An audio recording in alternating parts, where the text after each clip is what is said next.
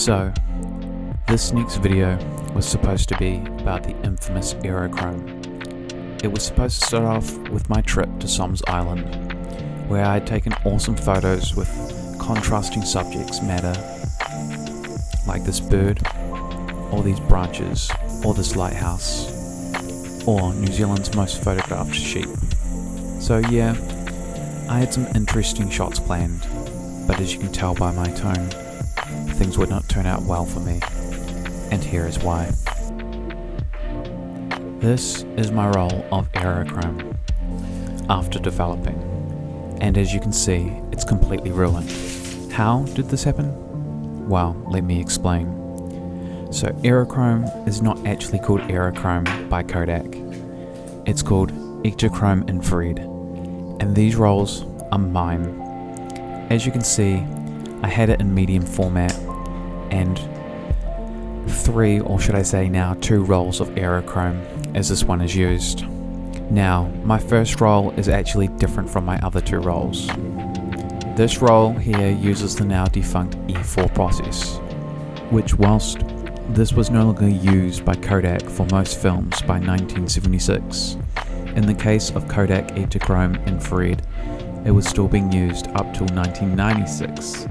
My roll expired in 1989. This is something I've never seen mentioned when talking about Aerochrome. So, as the unfortunate victim of having his film destroyed, I thought I would let other people know that this is a possibility.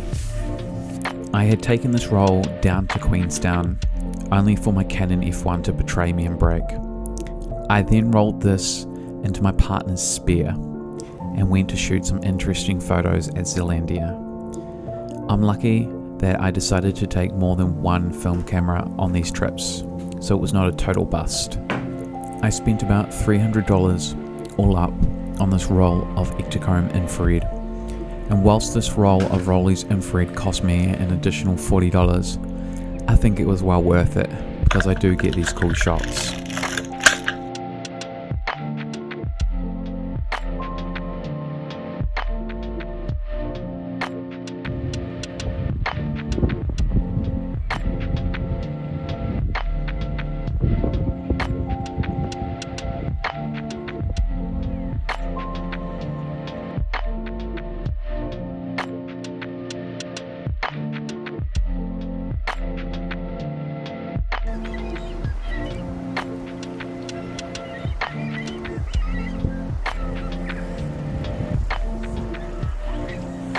When I saw these birds, I was hoping for a shot where they would silhouette with the light illuminating the edges of their body, etching a cool contrasting outline, but this did not happen.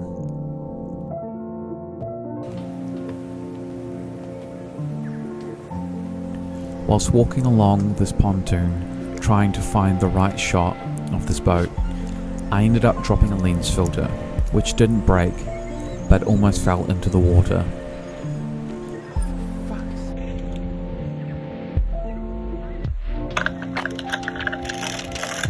This shot almost has an eerie kind of vibe to it. We went for a hike through the forest, with my partner taking photos on my Sony A7 Mark II, but also shooting me some B-roll this time. I'm very grateful for her patience and help, as I had 2 camera systems on me, including my bulky Mamiya 645. I want to come back through here in spring or early summer and shoot some of this with Fuji Superior. So I ended up running into Eric Roberts, the actor and brother of Julia Roberts. I asked if I could do a portrait shot on the dam and he graciously said yes. And well, I shot that on Aerochrome and it's gone, and we didn't shoot any more shots with him on any of the other cameras. For me, that was the one photo that I wish I had got.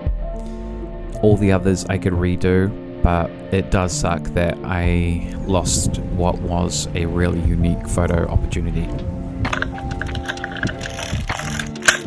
I do like this photo, but I wish I'd had a trigger instead. I had held the camera when I shot this, so it's a little bit blurry.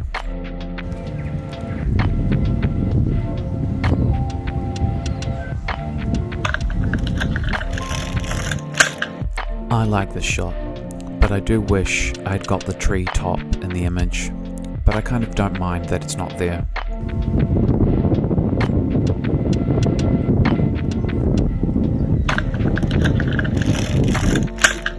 I quite dig this one too.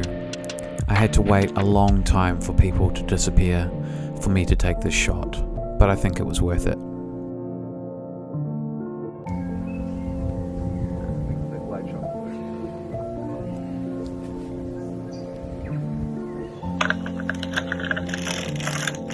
For this shot, the contrast works pretty well, but I wish I'd taken this from a lower angle, so the other end sits in the middle and feels like you are diving in.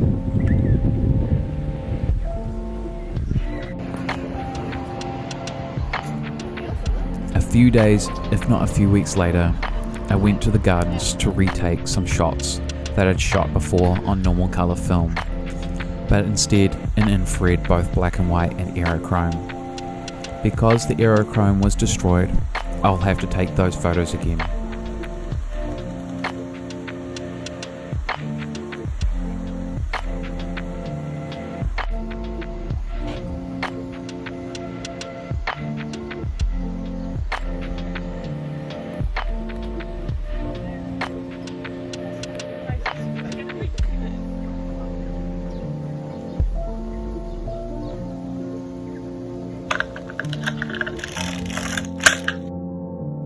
I like this shot, but I feel like it needs a more similar lens to the one that I took this photo, which has more distortion.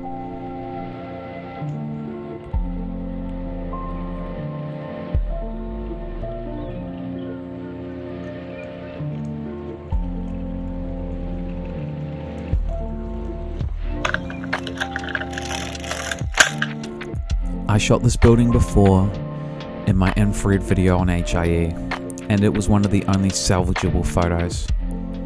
But I wanted to come back and do it better, and I think this shot definitely is.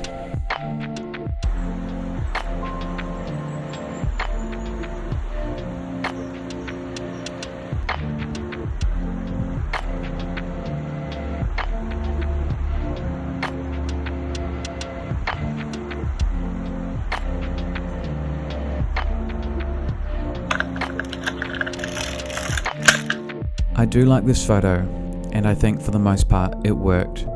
However, I do wish the sun was more up above, so I could see some things just a little bit brighter. This was the image I was trying to replicate, and it just sparkles a little bit more. I think having more subjects also helps this image.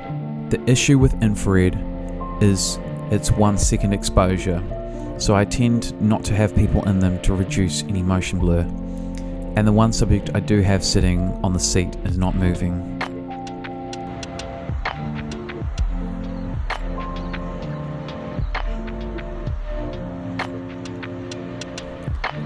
I've never shot this part of the gardens before, and the colours here were autumn on fire.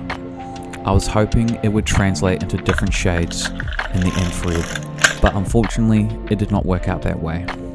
This photo doesn't really look that seasonal. I'm gonna come back here in May next year and shoot this shot again, but maybe on something like Kodak Gold. Sometimes shooting film has nothing but downsides.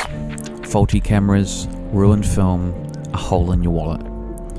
You just need to relax and just enjoy the adventure, to not let it get you down. Anyway, until next time, it's been real, guys.